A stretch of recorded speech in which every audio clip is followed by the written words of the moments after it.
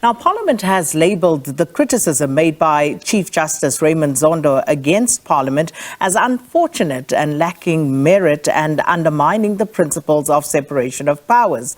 And this after the former chairperson of the Commission of Inquiry into allegations of state capture, Justice Zondo, made scathing comments during his address at a seminar that was hosted by the Human Sciences Research Council in Pretoria yesterday.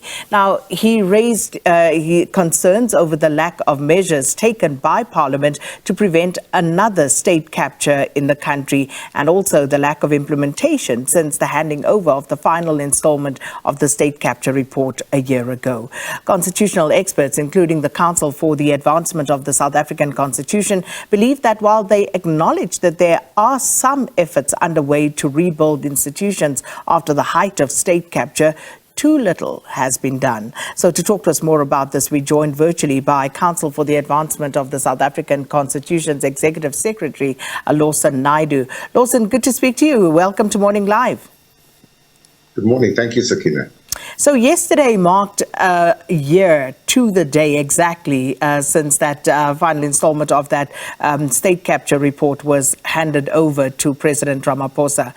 So firstly, what do you make of the remarks that have been made subsequent to that, both by Chief Justice Zondo and also by Parliament? Good morning. Look, I mean, I think, the comments that were made by Chief Justice Zondo yesterday was really, I think, expressing his frustration at the lack of urgency in dealing with the recommendations that come from his report. It is exactly a year down the line, as you say, and we have to be honest and say that very little has been done, both in terms of the prosecutions of those implicated in the state capture report, although a number of cases have been enrolled. The ID is investigating a number of aspects of that. But again, I think we would all agree that progress has not been as quick as many South Africans would like. And secondly, in relation to the structural recommendations that the Chief Justice made in his report, again, progress has been very slow. We saw President Ramaphosa in October last year table to Parliament his implementation plan in respect of those recommendations. It was a long list of what government intended to do on a various range of matters, but very little concrete has actually been achieved since then. Processes, again, have been put in place, similarly with Parliament's response to the Commission's report. And Parliament's response was also to say, well, various committees will deal with aspects of it. And, despite Parliament's, response to the Chief Justice late last night, it hasn't really addressed the concerns that the Chief Justice Zondo raised. What exactly has Parliament done? They say that they've asked the various committees to report on a quarterly basis, but I've not seen any such reports that have been tabled from those committees. So we really have no idea what exactly is being done. Just to take one example, one of the key issues was that came out in the report was additional and protection for whistleblowers. A year down the line, we have no greater protection for whistleblowers. They continue to be victimized and targeted, as we saw just yesterday with news reports about a senior official in the city of Joburg being dismissed for blowing the whistle. So I think the Chief Justice's frustration is fully justified. So before we get to the granular detail of what has been done by Parliament thus far, for South Africans looking on, we will remember this was the Commission was a 4-year process, an arduous one of a great deal of investigation and, of course, public hearings. And South Africans were hopeful that some of the alleged evidence of state capture that was exposed would finally put our country back on track again. Would you say the situation has improved at all, or has it worsened? I think there certainly has been some improvement, Sakina, and I think the point really is that the rate of progress has not been fast enough. That's really the frustration I think we're all feeling. I think it would be unfair to say that nothing's been done. As I said, the NPA, the Hawks and the ID have enrolled a number of cases, are pursuing investigations, because obviously as some of the the tweets that you read out earlier quite correctly pointed out, the information that was presented to the Zondo Commission would still have to be further investigated by the law enforcement agencies, the evidence corroborated before they can bring cases to court. And these are often highly complex cases requiring detailed forensic investigation before they can come to court. So they necessarily take time. With regards to some of the other recommendations, for example, to Parliament to establish a committee, a dedicated committee to oversee the presidency, that should have been a really easy thing for Parliament to do. Yet their response has been actually just simply to kick the can down the road and say that they'll conduct study visits overseas to look at best practice. Well, I don't think we need a study to say that the Parliament needs to execute its constitutional mandate to have appropriate mechanisms in place to oversee the presidency. So there are a number of such recommendations, including in respect of President Ramaphosa, that he committed to looking into the circumstances of people who continue to serve in his cabinet and as deputy ministers who were implicated in the report. But again, we have no sign of any progress being made. Those are some of what I would call the lower-hanging fruit that should have been easy for the president and for Parliament to implement, but they failed to do so. And I think that gives us the impression that neither the government nor Parliament is taking the report and its recommendations as seriously as the situation would demand. So speaking of low-hanging fruit for the president, and you know, in its communication last night, the Parliament was, you know, quick to point out that we need to basically respect the separation of powers. So as far as the executive is concerned, with President Cyril Ramaphosa as the head of state, you know, he has this report. It was handed over to him on behalf of the country. But if you look at President Ramaphosa's cabinet, for example, and also the fact that people serve on that cabinet at his behest, what does that say to us in terms of the president himself and how seriously he views this?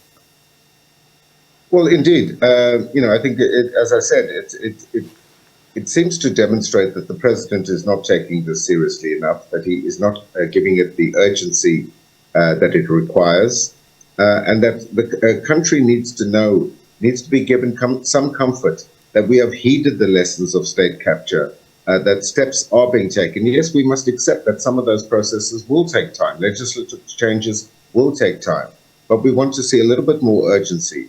For example, the president committed to establishing the investigating directorate as a permanent structure, you know, 9 months ago when he submitted his report to Parliament. We still don't have that legislation before Parliament as yet. You know, whistleblowing legislation was supposed to be come through by, I think, the end of March. Again, we've seen nothing of that. So this really, you know, feeds the frustration and feeds the perception that government is not interested in actually implementing these recommendations. With regards to Parliament, you know, there's a point that Parliament makes around the separation of powers, and I think it's an important one, because Raymond Zondo is the Chief Justice, the head of the judiciary. But I think, you know, it would be unfair not to acknowledge the fact that he was speaking in his capacity as someone who spent 4 years presiding over the State Capture Commission, and I think rightly said, well, I've made recommendations, but where's the action to follow up on that? And I think his frustration was visible yesterday, and I think he reflects the frustration that many South Africans feel, that not enough is being done either by the law enforcement agencies or by government or indeed by Parliament. When you say, you know, this reflects the frustration that so many South Africans feel, what are South Africans doing about that frustration? If you take a civic organization, civil society, for example, in the lead up to this particular commission, there was a lot of impetus, you know, there was a lot of energy in order to try and bring this to a forum, a platform where we could hear and deal with this particular matter.